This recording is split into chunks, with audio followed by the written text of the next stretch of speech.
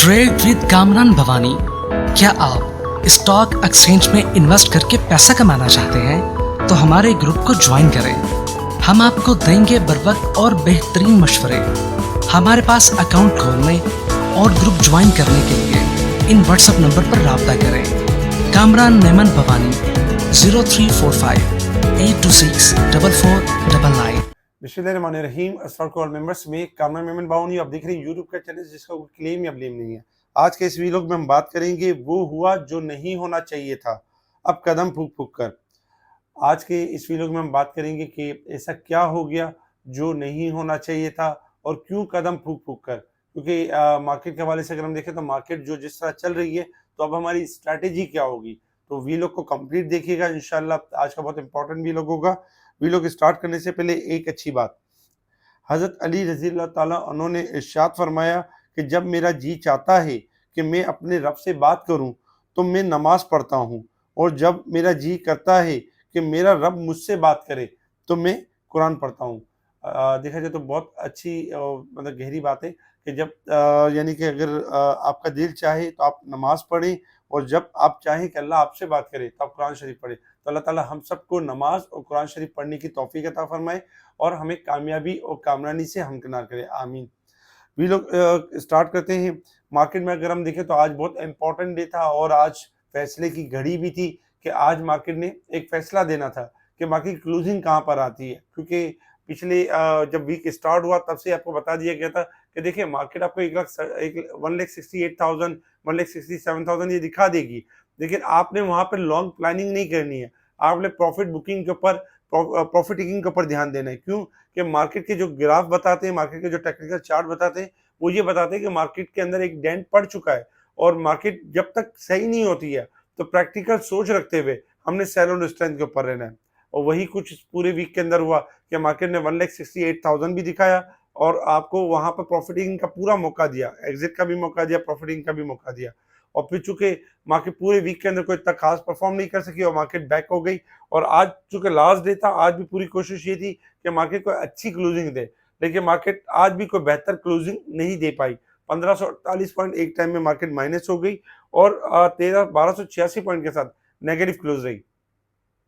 आज के दिन में अगर हम देखें तो आज एक अच्छी बात थी, वो ये थी कि मार्केट ने 1,63,000 का लेवल ब्रेक नहीं किया, लेकिन बिल आखिर मार्केट क्लोज रही 1,63,304 की तरफ नेगेटिव क्लोज रही, 1286 पॉइंट नेगेटिव के साथ।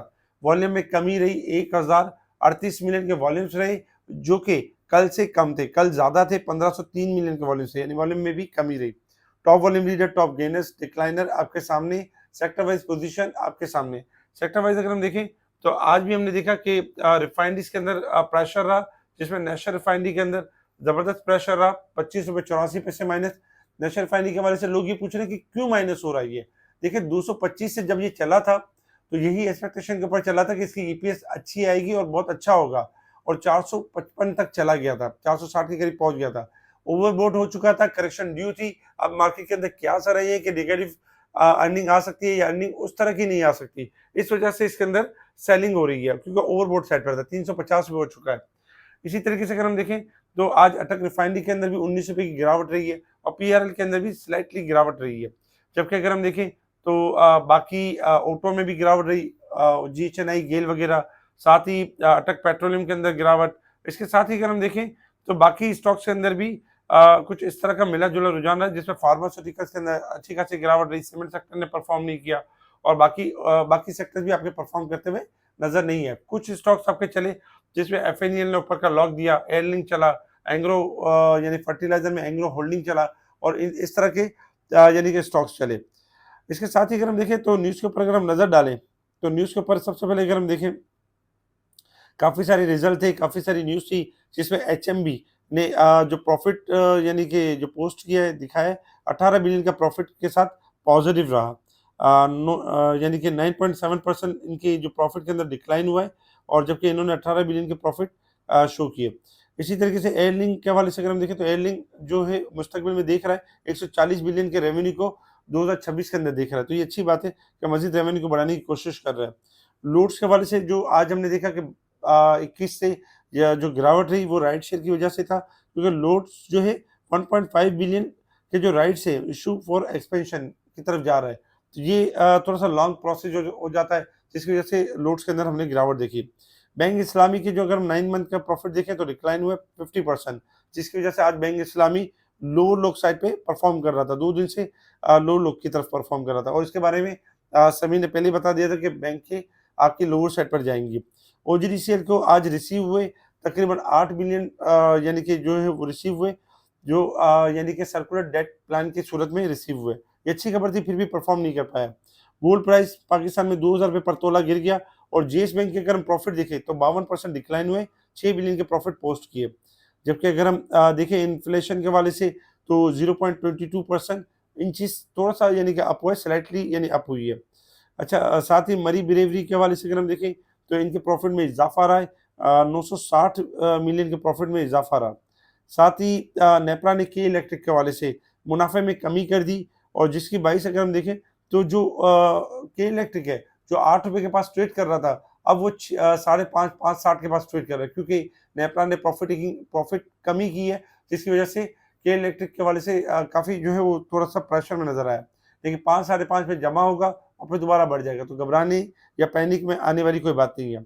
इसके अलावा ग्लेक्सो स्मिथ क्लाइन का अगर हम देखें, जीएसके के अगर हम देखें तो इनके प्रॉफिट में देखा जाए 74%, यानी कि इनके प्रॉफिट में इजाफा हुआ है, और 6 बिलियन के प्रॉफिट रहे। इसके साथ पाक टोबैको ने यानी कि 20 रुपये कैश डिविडेंड का अनाउंसमेंट किया, और जबकि पाक जिन पावर के जो प्रॉफिट थे वो लॉस में यानी कि लॉस की तरफ कन्वर्ट होकर 91% क्रैश होगी इनकी इक्विटी। इसके साथ ही अगर हम देखें लाल पीर का भी अगर हम देखें तो लॉसेस में है, रेवेन्यू जो है वो लॉसेस में कन्वर्ट हो गया। सरले कंपनी के मुनाफे में देखा जाए तो 3 गुना बढ़कर 853.50 मिलियन हो गए, क्योंकि सरले ने अपना एक जो भारी बोझ था अपने कंधों से वो उतार के फेंक दिया, और अब कंपनी प्रॉफिट की तरफ आ रही है और अब मज़ीद तेज़ी से बढ़ रही है। एजीपी के हवाले से अगर हम देखें तो एजीपी की भी जो अर्निंग है 80% इजाफा रहा है तकरीबन इनकी प्रॉफिट के अंदर, और पॉजिटिव यानी परफॉर्म करते हुए नजर आए।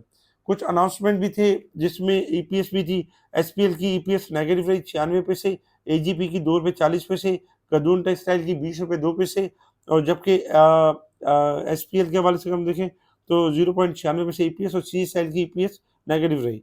बाकी कुछ रिजल्ट है इकॉप, मेक्टर, फास्ट केबल, जीएटीआई, फिरोज वगैरह के रिजल्ट होंगे आने वाले दिनों में।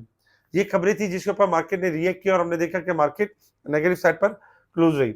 इंटरनेशनल लेवल्स के ऊपर अगर हम देखें तो इस वक्त जो क्रूड ऑयल आपका ट्रेड कर रहा है $62.16 के पास ट्रेड कर रहा है, और क्रूड ऑयल में अगर हम देखें तो मुसलसल 2 दिन से इजाफा रहा है, $57 से $62 तक आ गया, $5 बढ़ चुका है, और क्रूड ऑयल मजीद यहाँ से बेहतर हो सकता है, 63 से लेके 66 तक जा सकता है। बाय ऑन डिप की स्ट्रेटेजी के ऊपर रहे, और ये तेजी के ट्रेंड के ऊपर छोटी मोटी करेक्शन आती रहेगी $1-1.5 की, लेकिन तेजी होती रहेगी। गोल्ड सिल्वर में अगर हम देखें तो गोल्ड में इस वक्त $2 माइनस है, गोल्ड $41 4000 यानी 4143 के पास चल रहा है गोल्ड, और सिल्वर चल रहा है इस वक्त $48.50 के पास सिल्वर चल रहा है। गोल्ड सिल्वर थोड़ी सी रिकवरी ली है, शॉर्ट रिकवरी, क्योंकि काफी गिर गया था इसलिए थोड़ी सी रिकवरी हुई है, लेकिन दोबारा इनमें लॉन्ग ग्राफ के हिसाब से अगर हम देखें तो सेलिंग कंटिन्यू लगती है, और अमेरिका के हवाले से कोई अच्छी खबर आ सकती है जो डॉलर को ऊपर की तरफ लिफ्ट करवा सकती है। अच्छा, resistance level and support level आपके सामने मार्केट में अगर हम देखें तो आज एक चीज बेहतर है कि इस पूरे वीक के अंदर मार्केट ओवरसोल्ड साइड पे बंद हुई है 2555 पॉइंट, जबकि मंथ के हिसाब से भी मार्केट नेगेटिव क्लोज रही है, और साल के हिसाब से अगर हम देखें तो मार्केट नेगेटिव क्लोज रही है, यानी कि ओवरबोट साइड पे क्लोज रही है। अब आ जाता है टेक्निकल चार्ट की तरफ कि मार्केट ने किस तरह से परफॉर्म करना है, और क्या ऐसा हो गया जो नहीं होना चाहिए था, और अब हमारे कदम यानी कि पुक पुक कर रखने हैं। जी बिल्कुल, अब एहतियात के साथ ट्रेडिंग करनी है। पहले भी यही समझाया गया था, और पहले भी यही बताया गया था कि एहतियात के साथ ट्रेडिंग करनी है, और खास करके लिवरेज एंड फ्यूचर वाले हजरात को ये समझा दिया गया था कि अपनी पोजीशन को हल्का जरूर करें, वरना मार्केट आपको हल्का कर देगी। अब मार्केट हल्का कर रही है लिवरेज एंड फ्यूचर वालों को, क्योंकि ओवरबोट साइड पर था इंडेक्स, और इंडेक्स में करेक्शन हुई है। आप देख रहे होंगे टेक्निकल चार्ट आपके सामने, टेक्निकल चार्ट पे आज मार्केट ने पूरी कोशिश की कि 1,65,000 का लेवल ब्रेक करके सस्टेन कर जाए, लेकिन मार्केट इस कोशिश को करने में नाकाम रही, और मार्केट ने 1,65,000 का लेवल ब्रेक करके सस्टेन नहीं किया, और मार्केट अपनी सपोर्ट जो कि 1,63,000 है उसको भी ब्रेक नहीं किया। लेकिन चूंकि मार्केट में इस वीक की जो क्लोजिंग इंपॉर्टेंट थी, जो आनी चाहिए थी, वो मार्केट की क्लोजिंग नहीं आई। अगर हम देखें तो इस वीक की जो क्लोजिंग है तकरीबन अगर देखा जाए तो मार्केट की जो क्लोजिंग है यानी कि जो 1,63,300 के करीब आई है और इस वीक के अंदर मार्केट ने वंस अगेन 500 पॉइंट्स की कमी की है।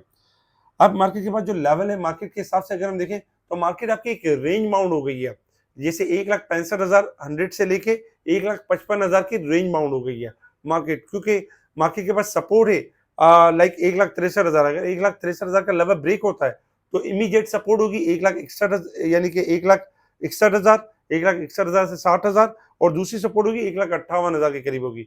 लेकिन चूंकि मार्केट की जो रेंज है वो 1,55,000 से लेके 1,65,100 की रेंज है, क्योंकि मार्केट की क्लोजिंग अभी बेहतर नहीं है। अब हमने ये करना है कि 1,63,000 हमारी सपोर्ट होगी, अगर ये ब्रेक करती है तो आपने कोशिश ये करनी है कि जो प्रॉफिट में हो यानी कि बड़े स्क्रिप्ट जो प्रॉफिट में हो उनको प्रॉफिट टेकिंग कर लें, ताकि डिप पर वही स्टॉक आपको दोबारा मिल सकता है। या आप ये भी कर सकते हैं कि कोई हाई प्राइस का स्टॉक हो, उसको अगर जब मार्केट आपका यानी कि सपोर्ट लेवल ब्रेक करे तो टेम्परेरी छोड़ दिया और फिर उसको रीबाय कर लिया, इस तरह की सिचुएशन कर सकते हैं।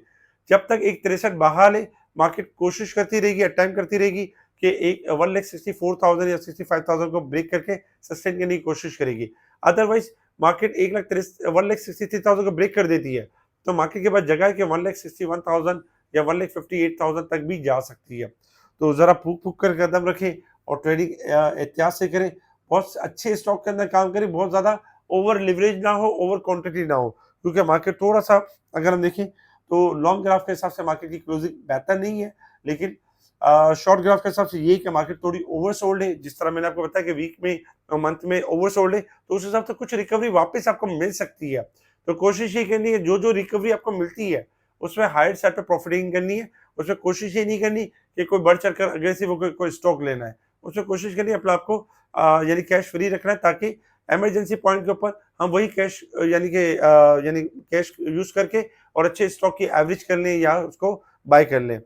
अगर हम सेक्टर वाइज देखें तो देखिए एक स्कोप ये है कि सेक्टर वाइज में ऑयल एंड गैस सेक्टर्स हो गया, आपका रिफाइनरी सेक्टर्स हो गया, इनके अंदर स्कोप है कि मजीद थोड़ा सा डिस्काउंट करके रिबाउंड की जगह है। जैसे फर्टिलाइजर का बताया था कि फर्टिलाइजर ओवरसोल्ड है, बाउंस बैक कर सकता है, तो आज एंग्रो होल्डिंग ने बाउंस बैक किया। तो कुछ अच्छे स्टॉक्स हैं जो बेहतर हो सकते हैं, जैसे एंग्रो होल्डिंग है, एसएनजीपी है, आपका जो है वो यानी कि पीपीएल हो गया, पाकिस्तान पेट्रोलियम हो गया, ऑयल सेक्टर्स हो गया, तो ये परफॉर्म भी कर सकते हैं।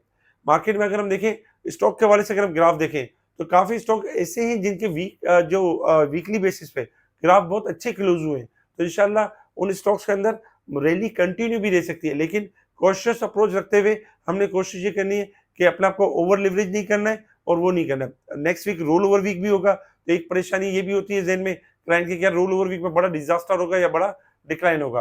देखिए उन स्टॉक्स के अंदर ज्यादा डिक्लाइन होता है जो ज्यादा लिवरेज के अंदर हैवी हो जाते हैं या फ्यूचर के अंदर हैवी हो जाते हैं। इस वीक के अंदर अच्छी खासी करेक्शन हुई है। अगर मार्केट 1,63,000 को बरकरार रखती है तो इंशाल्लाह रोल ओवर वीक का प्रेशर भी नहीं आएगा, लेकिन अगर लेवल टूटेगा तो प्रेशर ऑब्वियसली आएगा।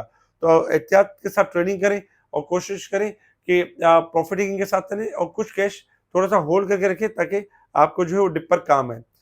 हमारे स्पेशल ग्रुप में टाइमली चीज़ों को हाईलाइट किया जा रहा होता है, बताया जा रहा होता है। स्टॉक के बढ़ने से पहले स्टॉक की कॉल दी जा रही होती है, इंडेक्स के हवाले से अपडेट दी जा रही होती है। अगर आप चाहते हैं हमारे स्पेशल ग्रुप से जुड़ना चाहते हैं तो हमें कांटेक्ट करें, व्हाट्सएप पर आपको तरीकेकार बताया जाएगा। इस वीडियो को लाइक करें, सब्सक्राइब करें, आगे फॉरवर्ड जरूर करें। लाइक करने में कंजूसी ना करें और कमेंट्स देने में भी कंजूसी ना करें। ठीक है जी, शुक्रिया। कामरान मेमन बावानी, अल्लाह हाफिज़।